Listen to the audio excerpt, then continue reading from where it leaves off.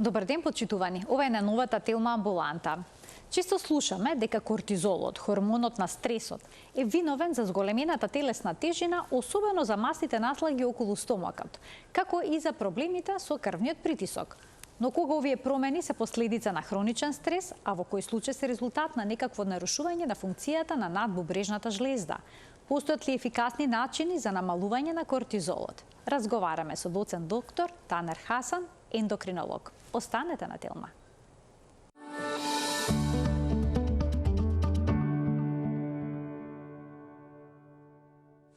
Како да го препознаеме високото ниво на кортизол? Ке го прашаме доцент доктор Танер Хасан, ендокринолог од Универзитетската клиника за ендокринологија, диабетес и болести на метаболизмот.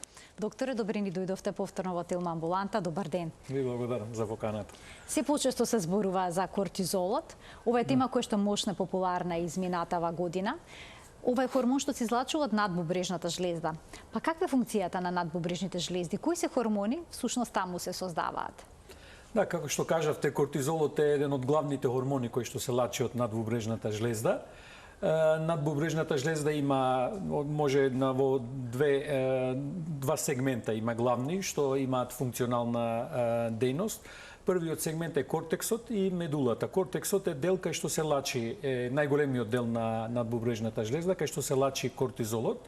Исто така, таму се лачат и други хормони, како што е алдостеронот, андрогени хормони за репродуктивни хормони, например, кај мажите, исто и кај жените. Така да, меѓутоа, од сите нив, главниот хормон е кортизолот и околу 70% од надбубрегот, кортексот на надбубрегот, го лачи овој хормон. Исто треба да се напомене дека надбубрежната жлезда не е самостојна жлезда кој што може да лачи, некојаш може да лачи самостојно, меѓутоа во повеќе случаеви е поврзано со една оска, со хипоталамосот или хипофизата, кои што се наоѓаат во мозокот и тие се во една оска кај што функционираат хармонично, во нормални услови, кај здрави луѓе. Меѓутоа, во одредени случаи, кога има пореметување на оваа оска, кога се губи контролата на хипофизата или хипоталамусот врз надбубрегот, тогаш почнува прекумерно лачење на овој хормон. Еден од главните хормони на стресот исто така, и така се нарекува и така во популацијата се познава како хормон на стрес.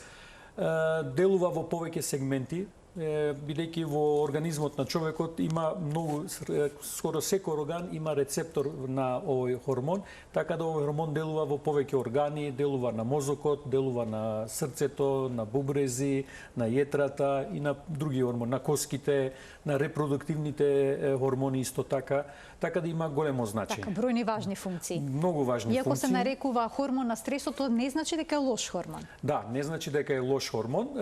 Ако се лачи во умерени количини, во контролирано, тогаш има позитивни ефекти и тоа е добро.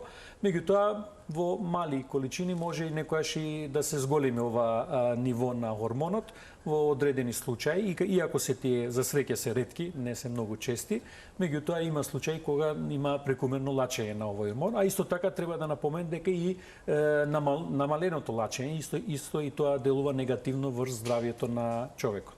Дали нивото на кортизол во нашиот организам е исто во текот на целиот ден или пак постојат некакви варијации?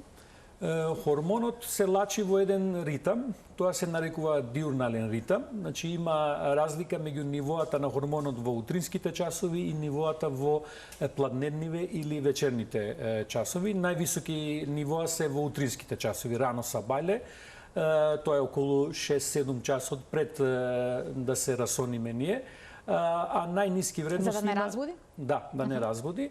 А најниски вредности има во вечерните часови, посебно околу 10-11 при вечер пред заспивање. Така да има еден диурнален ритам и кога се прави контрола на овој хормон, обично бараме во утринските часови да се мери, бидејќи во тие часови имаме највисоки вредности на овој хормон. Доколку сме под стрес, со денови, со недели, со месеци, дали тоа значи дека овој хормон постојано ќе биде со едно високо ниво? Да. Хормонот, додека сме во стрес, значи стресот треба да се одвои. Дали е психички стрес, физички стрес, и тоа има разлика. Меѓутоа, било каков стрес делува на хормонот, одма нивоата на тие хормони, на хормонот кортизолот, се покачува во организмот. Ако имаме долг временски период, тоа е значи хронична фаза, имаме постојано лачење на кортизолот, меѓутоа тоа има една граница до каде може да се зголеми, не се пречекорува многу. Зборуваме за нормални здрави пациенти кои што немаат проблеми со хормонални. Меѓутоа кај пациенти кои што имаат, на пример, аденален аденом или аденом на хипофиза или прекумерно лачење на адреналната жлезда на кортизолот, кај нив може да достигне многу високи вредности. Меѓутоа во физиолошки услови се покачува, се покачува, меѓутоа тоа не е на штета на здравјето на човекот. Тоа е добро. Меѓутоа, ако е хроничен стрес, кој што трае недели, месеци, тогаш може негативно да делува на здравјето, пошто високите вредности на кортизолот во долг временски интервал негативно влијае врз повеќе, како што кажав и на почетокот, на повеќе системи во организмот. Меѓутоа, во акутни случаи, 1 ден, 2 дена, 3 дена, во тие случаи тогаш може и позитивно да делува, бидејќи до некаде го штити организмот во различни негативни други ефекти кои што може да настане од стресот. Но долгорочното веќе е проблематично. Да. Може ли да влијае на, да речеме, на сонот или пак на апетитот? Да. Дебелината, шеќерот во крвта, крвниот притисок? Еден од најпрвите симптоми кои што доаѓаат до израз при прекумерно лачење на кортизолот се токму овие кои што кажавте и вие, првенствено почнува да се зголеми нивоата на шеќерот, бидејќи првенствено делува на метаболизмот на јаглени идрати. Исто така доаѓа до зголемување на притисокот, првенствено меѓу првите симптоми кај пациентиве, бидејќи има прекумерно реабсорбција на натрий, пошто делува на метаболизмот на електролитите, исто така на нивната филтрација од бубрезиве.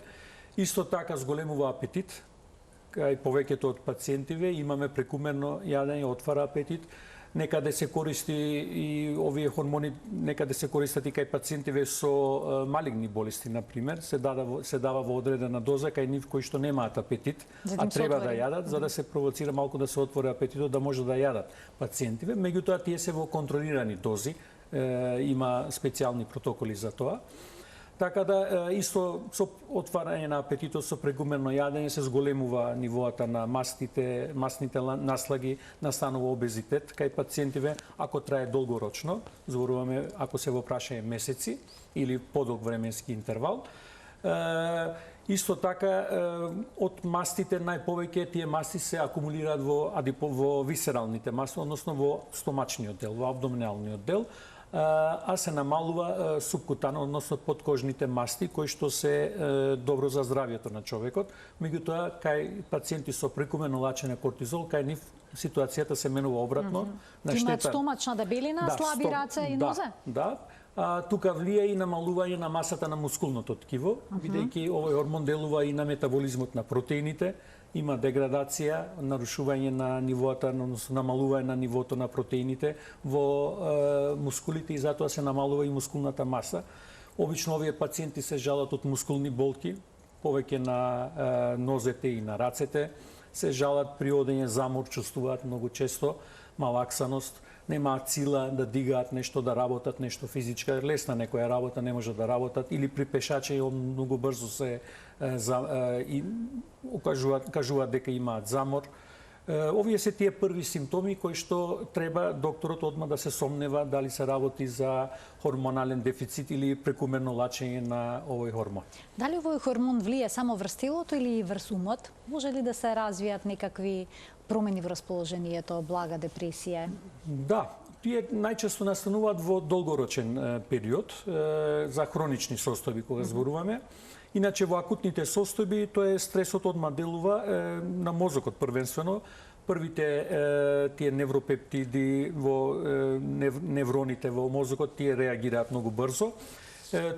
Тогаш настанува тој при акутен стрес, кога имаме синдром на бори се или бегај, тој феномен настанува како благодарение на дејството на кортизолот. Меѓутоа, во долгорочни размери, ако земаме во предмет, настанува по поголем број на пациенти имаат психички проблеми. Кај некои имаме анксиозност, кај некои депресивни моменти, делува многу на расположението. Имаме менливо расположение, некој ден се многу порасположени пациенти, некој ден се со депресивни симптоми. кај дел од пациентите во долгорочен период може и да настане и психози. Така да овие пациенти имаат потреби и од псијатриски испитувања, односно прегледи кај психијатар, може ги праќаме кај дел од пациентиве. Меѓутоа, за среќа тие настануваат само кај хронични ситуации, а додека стигне до тој период, ако дојде пациентот благовремено се појави кај доктор или ако се сомневаме на време од овој гормон, може да се делува порано и да се спречат овие негативни ефекти на хормонот. Кои се причини ќе доведат до зголемување на кортизолот? Веќе го споменавте стресот. Има ли некакви нарушувања на надбубрежната жлеза кои што ќе создадат проблем? И како се прави разлика всушност дали е од стрес проблемот или пак е некаква болест во позадина? Има разлика бидејќи стресот не може да донесе до зголемување на нивоа прекумерни, например 3-4 пати или 10 пати повеќе од нормалните вредности на самиот кортизол. Знаеме ние во текот на 24 часа во нормални услови кај здрав човек лачат околу 20 до 30 милиграми кортизол дневно. Меѓутоа кај случаи кај што имаме неконтролирано лачење од надбубрежната жлезда или од хипофизата исто така, кога се работи за некој аденом на надбубрег или на хипофиза или хиперплазија, зголемување на двете надбубрежни жлезди од генетски причини, имаме 10 пати, 20 пати повеќе лачење од нормалните физиолошки вредности.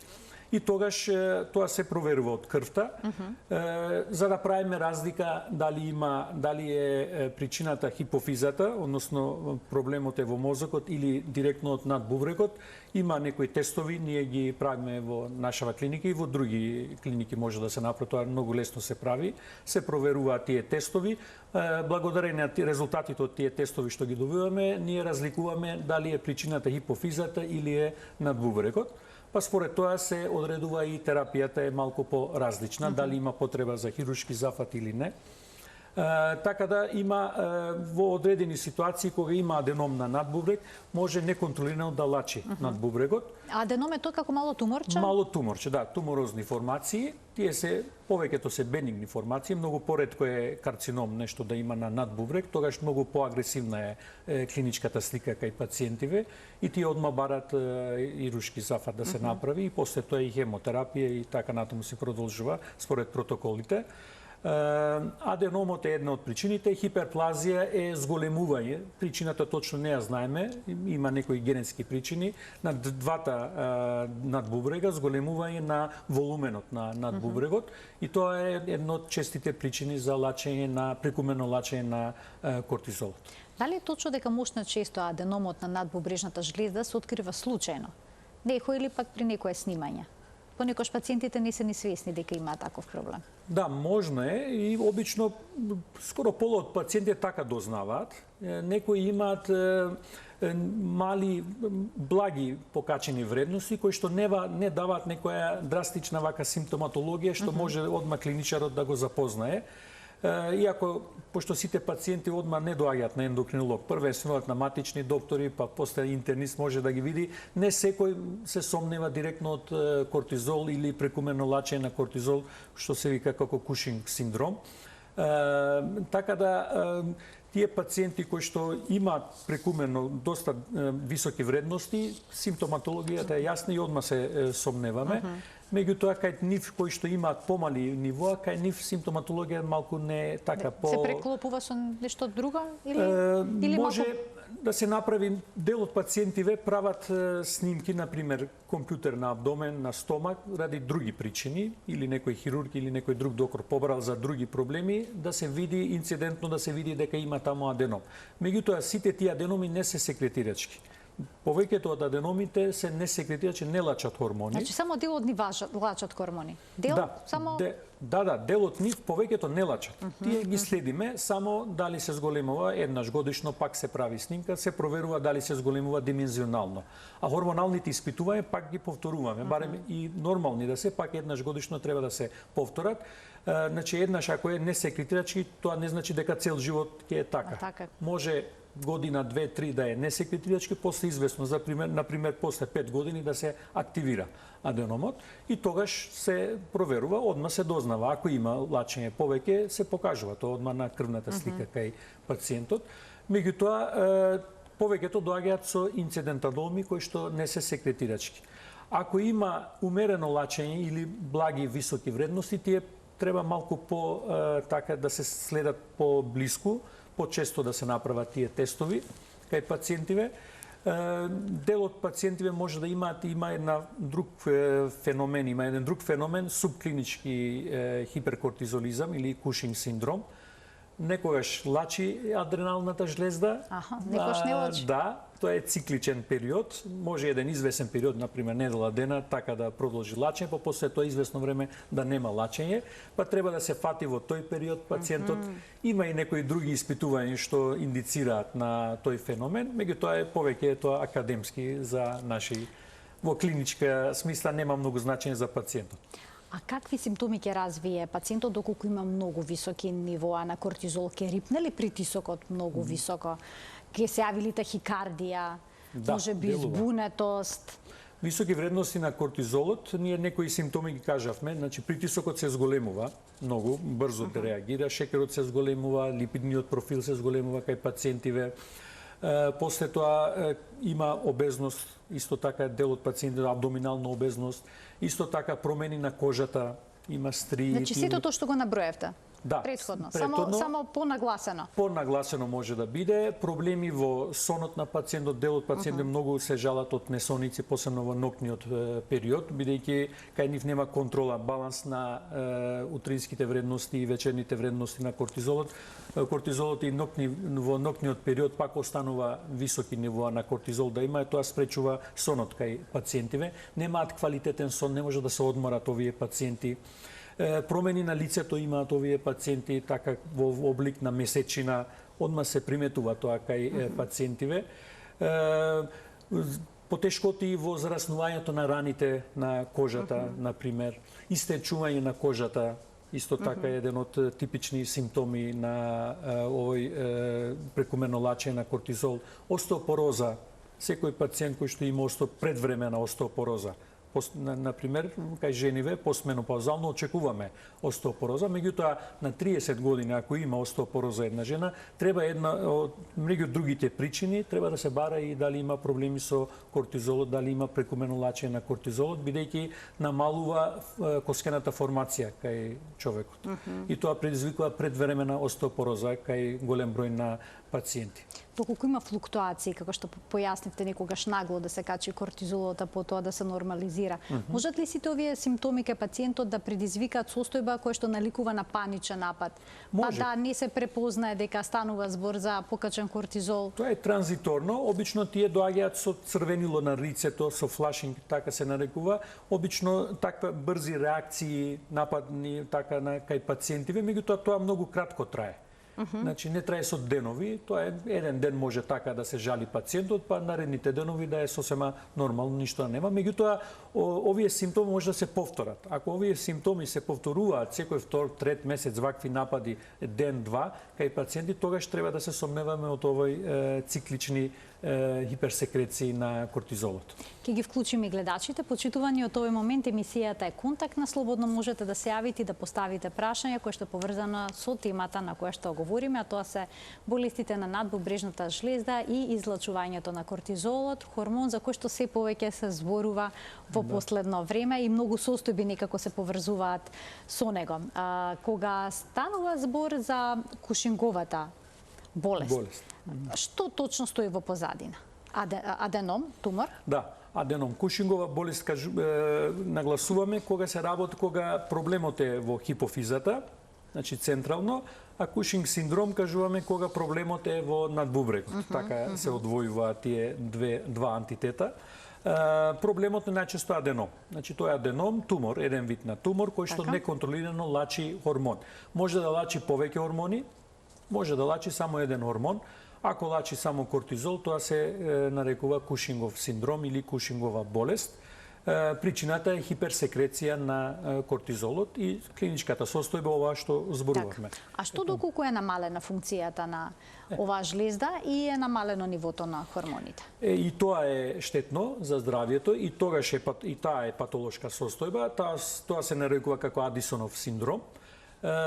Обично настанува поради генетски проблеми, некои антитела, автоимуни болести, кои што делуваат на надбубрегот и има намалено лачење, намалена функција на надбубрежната жлезда, посебно на тие клетки кои што лачат кортизол. Бидејќи надбубрегот лачи и други хормони. Другите хормони сосема нормално се лачат, меѓутоа кортизолот нивото на кортизолот е намален кај пациентиве. Кај нив ситуацијата е обратна. Кај нив, например, ако хиперкортизолизам прави хипертензија, кај овие пациенти имаме хипотензија, значи крвниот притисок се намалува. Исто и овие пациенти имаат проблеми со сонот, исто така. Замор исто имаат повеќе, многу повеќе имаат замор овие кои што имаат намалено лачење на кортизол, отколку тие што имаат хиперсекреција на кортизолот. Исто така може да имаат електролитен дисбаланс, се пореметува нивоата на натриумот, на калиумот во крвта и тоа делува штетно врз здравјето. Исто имаат намален апетит, пациентите не можат да јадат, немаат апетит, многу малку, стануваат кахектични после известно време, немаат сила за движење, голем дел од нив се жалати од абдоминална болка, гадење, повраќање. Овие се први симптоми кои што треба да индицираат на недостаток на кортизол кај пациентот. Ќе ги вклучиме гледачите. Добар ден за првиот од нив. Ало, добар ден. Во програма сте, повелете, добар ден. Некако слабо ве слуша. Ние ве слушаме одлично и го очекуваме прашањето. Вак. Јас сум 51 годишна жена, со проблеми на тероидната... Мола? Одлично ве слушаме, само следете го разговорот преку слушалката. Значи имате 51 година и проблем со тироидната жлезда. Проблемот не е кој за колку траче, пошто не пием никаква терапија.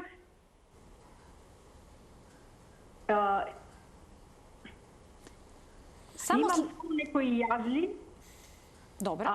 На тероидната, но проблемот и прашањето ми е друго. Дали тероидната жлезда може да влијае на мојот менструален циклус? Јас се уште имам менструација, но после завршувањето на менструацијата 10 дена сум ни на небо ни на земја. Значи, панични напади, анксиозност, плачење, стресови, тоа ми придонесува и еден случај што имам го преживеано пред 11 години, имам добиено инфаркт и носам стент на срцето. Тие панични напади и таа анксиозност ми се толку многу слични со инфарктот, само што немам градна бол. Но тогаш сум нон-стоп на интернист, нон-стоп на кардиолог, нон-стоп на матичен доктор, нон-стоп на гинеколог, но одговорот кај сите е исто. Значи, влезена сум во таа фаза на перименопауза, дали естрогенот или кортизолот или овие хормони еднаш ми се 2 пати испитани, ми беа во нормала и не ми беше дадена никаква терапија, али за жал не смеам и хормонска терапија ништо да примам, ради срцето.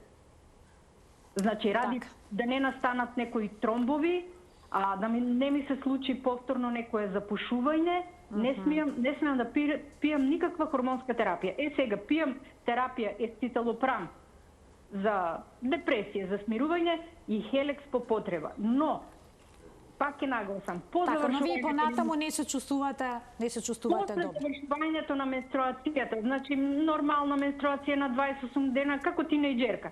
Но после завршувањето на менструацијата вие се чувствувате многу лошо. Тоа е хаос. Нон-стоп на брза помош, нон-стоп на матичен, нон-стоп на интернист и одговорите од нивна страна ми се... Така, ве разбрахме, ви благодарам за вклучувањето во програма. Докторе, што можете да советувате во овој случај? Ова е вон темата, не е поврзана со кортизолот, али тироидната жлеза делува на репродуктивните хормони. Сите хормони се поврзани во една оска и мора да има баланс во сите хормони.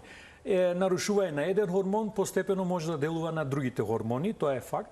Тироидните хормони делуваат. Сега, дали паничните напади се поврзани со тоа, не знам. Тоа може да е и на психичка основа, на невролошки нешто. Треба со психијатар да се видат, пошто самите панични напади може да направат симптоми налик на инфаркт или градна болка, а да нема ништо органски, да нема ништо пациентот.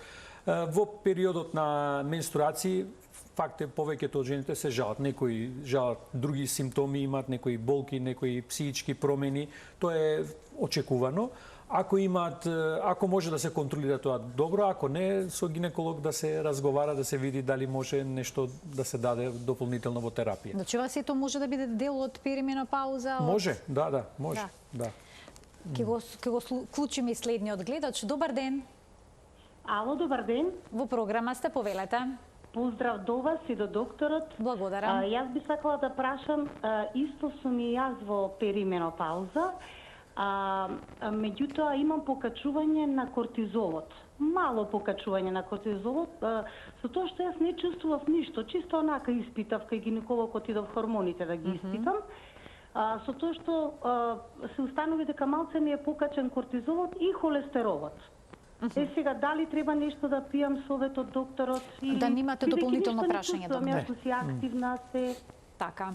Ви благодарам за вклучувањето во програма. Ви благодарам и вам. Пријатно. Повелете, докторе. Значи, еднаш покачена вредност, тоа не значи дека има хиперкортизолизам, тоа треба да се повтори и најдобро е да се направи дневно-ноќен ритам. Значи да се мери нивоата на кортизол во утринските часови на гладно и после навечер околу 11 часот пред заспивање и да се направи компарација меѓу вредностите на утринскиот кортизол и вечерниот кортизол. Тоа ќе ни даде најдобра слика. Може ли некогаш да би кортизолот благо покачан и поради стресот од боцкањето, бидејќи некој има страф од игли, може, тоа се благи промени. Значи, ако како ќе бидат резултатите ако сме чекале во чекална долго време, може ли тоа да влие? Може да делува, меѓутоа тие се умерени вредности кои што никогаш нема да бидат повеќе од 3 пати, на пример од нормалните вредности. Така. Ако имаме повеќе од 3 пати од нормалните вредности, тогаш вреди да се направат други анализи да се види. Меѓутоа има тестови, тоа и амбулантски ги правиме тие тестови, во сите ендокринолошки амбуланти се прават тоа и од тестот се дознава дали е некоја патолошка состојба или е сосема физиолошка состојба на благо покачен кортизол. Ако се добиеме на резултат благо покачен кортизол, има ли потреба да повторуваме? Не. Доколку немаме симптоми? Не, меѓутоа тоа може да се повтори пак за година дена, на пример, да се направи една контрола. Така, ние продолжуваме понатаму, ќе вклучиме уште еден гледач во денешната тема амбуланта. Добар ден за него. Добар ден, дали се слушаме? Одлично се слушаме, повелете. Вака, јас веќе 10 години, значи под контрола на лекар, значи се борам, како да кажам, со депресијата, користам Велапакс, значи нормално не на своја рака. Значи, откако почна депресијата, значи сходенија имам остеопорозата, ми ослабна мускулатурите, се движам со штака, па остеопорозата знам дека ја имам со години, бидејќи имав некои оперативни запати во младоста, кои што не знам, ме интересира дали би можело да имам некаква врска со кортизолот. Остеопорозата што ја имате, дали може да е во корелација со кортизолот? Така, тоа ви е прашањето или со депресијата и сопчињата кои што ги пиете? Или ги имате од порано? Па не знам, во врска со депресијата, ослабувањето на мускулатурата. Добро, така. Дали може да имам проблеми? Не сум испитала, прв пат слушам искрено речено. Дали целата ваша состојба може да е поврзана со тоа? Така, ви благодарам за вклучувањето во програма. Што предлагате во една ваква ситуација? Вреди ли да се испита нивото на кортизол? За случај за депресивен синдром или други психијатриски проблеми, психијатрот одлучува. Ако се сомнева дека има некој хормонално расстройство, тогаш ги упатуваат пациентиве на ендокринологија. Меѓутоа, поголемиот дел од пациентите немаат хормонален проблем. Тоа е сосема друг случај, психијатриски случај, кај што ги се лекуваат на психијатрија овие пациенти. Меѓутоа, ако има некое пореметување, тие упатуваат да видиме. Меѓутоа, ако има прекумерно лачење, треба да се разјасни. Значи, не може да направи само психијатриски промени во кај човекот, а да нема други проблеми пациентот, ако е поврзано со кортизолот. Значи, не може да има психијатриски, например, депресија да има пациентот, а да нема хипертензија, да нема зголемување на шеќерот, да нема обезност, да нема промени на кожата или промени на лицето. Тие паралелно одат. Значи, исклучување само на еден симптом од другите симптоми, тоа не значи дека е хиперкортизолизам. Така, луѓето кои што имаат стомачна дебелина многу често ја поврзуваат со кортизолот. Дали сите што имаат стомачна дебелина имаат и покачено ниво на кортизол? Не. Имаат се и кортизолот кога се зголемува, делува на провоцира обезност, посебно во стомачната регија, меѓутоа и обезноста прави некојаш да се зголеми и кортизолот. Тоа е обратно. И двете состојби може да делуваат интерактивно еден на друг. Меѓутоа, ако обезноста е поврзана со кортизолот, обезноста е типично. Значи има абдоминална обезност, има намалена мускулатура пациентот, истенчување на кожата, лицето буфало ова moon face викаме како во вид на месечина. Други промени има низ телото. Кога правиме физикален преглед на пациентот, има доста овие наоди кои што одат во прилог на кортизолот, на високиот кортизол, кои што ги немаат пациенти кои што имаат обезност од животниот стил, значи од јадење, пиење, од тоа, да не е поврзано со кортизолот. Значи, ендокринологот одма разликува дали е обезноста поврзана со кортизолот или не. Обично овие пациенти кои што имаат абдоминална обезност имаат и стрии на кожата.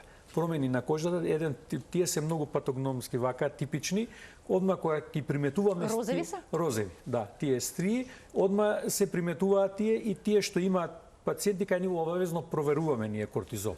А кога испитуваме причините за обезност, например, меѓу другото, например, проверуваме шекер, проверуваме липиди, меѓу нив проверуваме и кортизолот кај овие пациенти. Така да може да провоцира обезност, меѓутоа обезноста е типично кај пациенти кои што имаат хиперкортизолизам.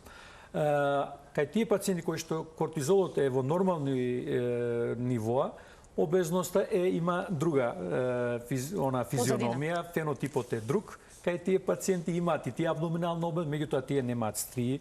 Кај нив мускулатурата е јака, си работат физички активни, не се жалат од губење на снага, од замор, од малаксаност, такви работи немаат.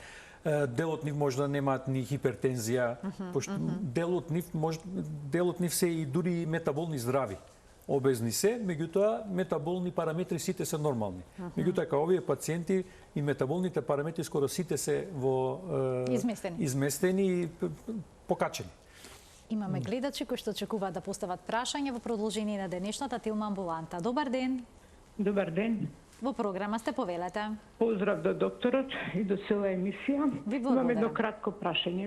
Да го прашам докторот како влијае биолошката терапија за хормоналниот статус. Биолошка терапија ембрел. Да немате уште некој дополнително прашање, докторе? Не, благодарам. Јас ви благодарам за вклучувањето во програма, повелете. Има сега, тоа е најново, што веќе сите знаеме, веќе пошто многу почесто се користи и биолошката терапија во различни сегменти, и на онкологија, на ревматологија, имаме и кај нас, има на нефрологија, за повеќе патолошки состојби се користат. Има тие, меѓутоа не сите на исти хормони. Дел од тие биолошки терапии делуваат на тироидните хормони, например, негативно. Дел може да делуваат на кортизолот. Некои делуваат на други хормони, например, хормонот на раст. Така да повеќето ама делуваат на тироидните хормони. Ние дел од тие имунолошки терапии многу често имаме и заеднички состаноци со онколозите, со ревматолозите, за да ги подобро ги менаџираме овие пациенти. Така да треба да се знае во сите тие лекови, пишува во проспектот и докторот што назначува таа терапија, треба да му каже на пациентот дека меѓу нус ефектите може да има тироидно пореметување или пореметување со кортизолот, така да дел од докторите знаат тоа што ја користат таа терапија што ја назначуваат и ги упатуваат пациентиве.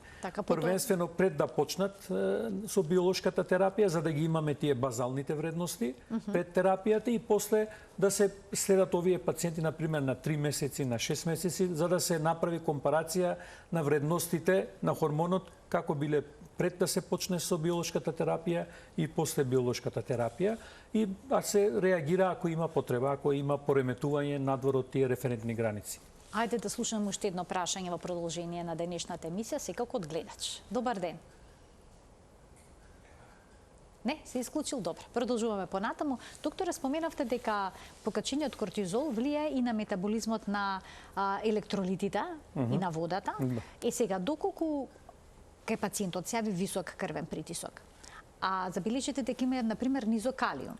Дали тоа треба да го пати лекарот да се направи некакво испитување кај ендокринолог? Да, ако има пореметување на електролитен дисбаланс, ако има пациентот со Електролити се калциум, калиум, натриум. Да, натриум тие. Најчести се тие натриум, калиум, калциум, тие основните. И обично што паѓа? Калиумот? Кај хиперкортизолизам значи кога има прекумерно лачење на кортизол, се зголемува натриумот, се намалува калиумот кај пациентиве и обратно, кога има недостаток, обратно, значи калиумот тогаш се зголемува.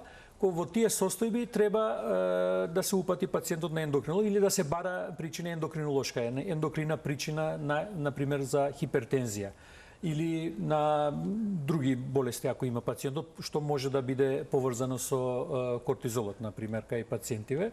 За секој електролитен дисбаланс обавезно ние препорачуваме да се провери кортизол ако има пореметување во овие над тие граници. Како да се нормализира кортизолот? Еве, доколку е причината стрес и е покачен, не е премногу покачен, но е покачен. Постои ли начини со промена на животниот стил или пак со конзумирање на одредена храна, суплементи и слично да се нормализира? Најчесто стресот, значи акутниот стрес не делува штетно, тоа е дури и позитивно делува на здравјето, тоа и треба. За хроничен стрес, некој што е за под стрес хроничен стрес, дали е тој стрес е психички стрес, ако не можеме ние сами да го контролираме, мора да бараме помош од психолог или психијатар. Тие со психотерапија може да се нормализира, дел со терапија ако имаат потреба може да се контролира. Тоа се психичките моменти, таму не можеме ние со хормонални интервенции да се промени психичката состојба на пациентот, меѓутоа може обратно да биде со промена со стабилизирање на психичката состојба и самиот кортизол да се нормализира. А доколку има аденом, дали секогаш е потребна хируршка интервенција за отстранување на тоа мало туморче во надбубрежната жлезда? Има одредени индикации за оперативен третман. Например, ако има, првенствено треба да се разјасни дали е лачи или не лачи аденомот. Ако е секретирачки, ако лачи, треба да се интервенира хируршки. Тука нема двомислење. Директно се праќа првенствено на хируршки третман и после тоа се следи за други медикаментозни третмани.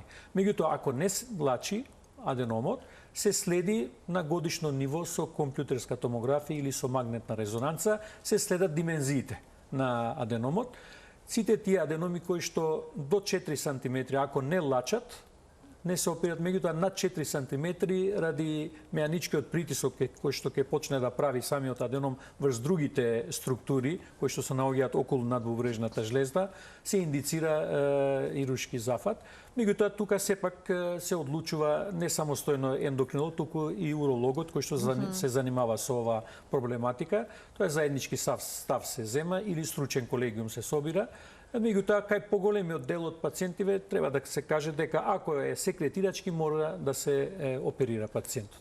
Што значи кога ќе се оперира? Се вади жлездата во целост? Може се живее без надбубрежна жлезда? Да, едната жлезда се ваѓа, другата си функционира сосема нормално. Може таа да надокнади? Да, настанува хипертрофија малку пошто зема се оптоварува и со функцијата на првата жлезда што е извадена, настанува мала хипертрофија, меѓутоа се одржува тоа во нормала и исто како човек со еден бубрек, на пример.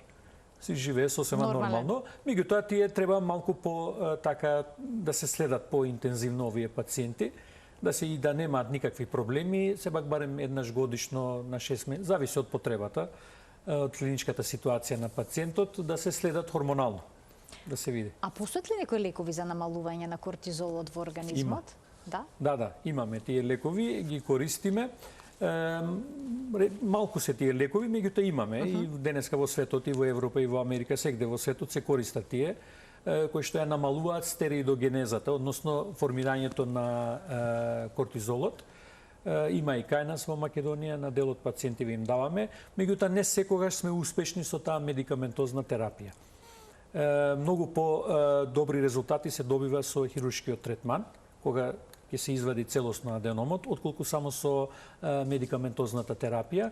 Обично медикаментозната терапија препорачуваме за пациенти кои што имаат други коморбидитети, други здравствени проблеми кои што не дозволуваат операција на пациент, например кардиолошки проблеми. Или мозочни проблеми, мозочен удар, такви кои што е многу ризично за оперативен третман. Кај нив почнуваме со медикаментозна терапија, меѓутоа сепак прва индикација, прва линија на терапија е сепак хируршкиот третман. Со оглед на тоа дека интензивно се зборува за кортизолот во последниот период, како причинител за одредени состојби и нарушувања во организмот, се случува ли да дојдат пациенти кај вас кои што веќе се само диагностицирале врз основа на она што го прочитале на интернет и да барат испитување на кортизолот? Да, бараат, веќе многу познат хормон е, вака популарен хормон е, да кажам, повеќе кај младиве. Дел од младиве кои што кај машката популација, тие што вежбаат, физичка активност, имаат фитнес, одат кај нив, тие користат и такви некои хормони или некои анаболни протеини кои што личат, имаат ефект на кортизолот, бидејќи сакаат да ја зголемат мускулната маса повеќе, побрзо да имаат развој во мускулната маса. И тие бараат сами да се провери кортизолот, например, кај овие дел од пациенти, например. Како влие кај нив? Влијат овие? Тие прават обратно, супресија прават на надбубрегот. Значи намалуваат функцијата, пошто се внесува преку од надворешна средина, преку таблета, например, тогаш тоа организмот го сваќа дека нема потреба да лачи кортизол. Веќе во циркулацијата има кортизол. И тоа не е кортизол, меѓутоа еден хормон сличен на кортизолот. И тоа може да доведе до некои проблеми? Да, може да направи супресија. Таа супресија, ако е подолг временски период, значи зборуваме за временски период повеќе од неколку месеци, например, или година дена да користи такви лекови пациентот, тогаш прави многу подолго трајна супресија на надбубрегот и после тоа кога ќе се прекинат тие надбубрегот треба долг временски период да продолжи за да дојде пак до таа старата своја функција, физиолошка функција. Во тој временски период треба медицински да се исследува кај ендокринолог пациентот, да се почне со заместителна хормонска терапија со кортизол и полека да се намали дозата додека надбубрегот ја стекна својата физиолошка функција. Свесни се за сериозноста всушност? Дел се свесни, дел не се. За жал не се. И затоа никогаш не им препорачуваме да користат вештачки стероиди. Значи некои се свесни покрај тоа се свесни и мислат дека тоа штом ќе се прекине може функцијата пак да се надомести, да се врати и пак ќе се функција нормално, меѓутоа не е така ако подолг временски период се користи. Иначе во кратки временски периоди ние користиме за некои инфламациони состојби, вирусни инфекции, например во ковидот, во текот на ковидот користевме.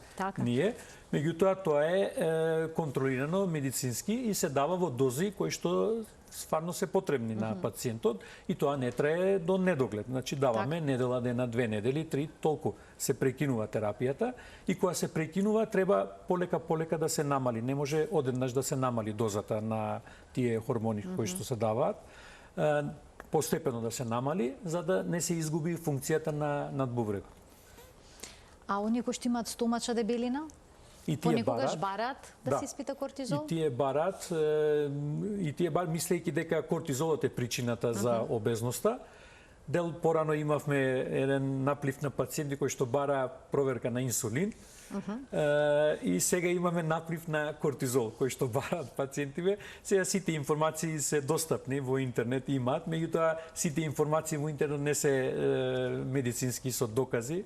Пациентиве не знаат, и секоја информација што се во интернет ја мислат дека е точно така. Затоа треба да се консултираат со доктор. Не секогаш кортизолот е поврзан со обезноста, многу почесто обезноста може да предизвикува умерено покачување на кортизолот и дека обезноста не е поврзано на кортизолот, туку 90% е поврзано со животниот стил на пациентот. Со исхраната, со физичката активност и така натаму. Значи сепак животниот стил е клучот за нормализирање на телесната тежина. Јас ви благодарам многу за вашето денешно гостување во Тилма амбуланта и за убавото представување на сите аспекти поврзани со кортизолот и надбубрежните шлезки. Ви благодарам и јас за можноста. Почитувани, ви благодарам и вам што и денеска бевте заедно со нас и ви посакувам пријатен ден.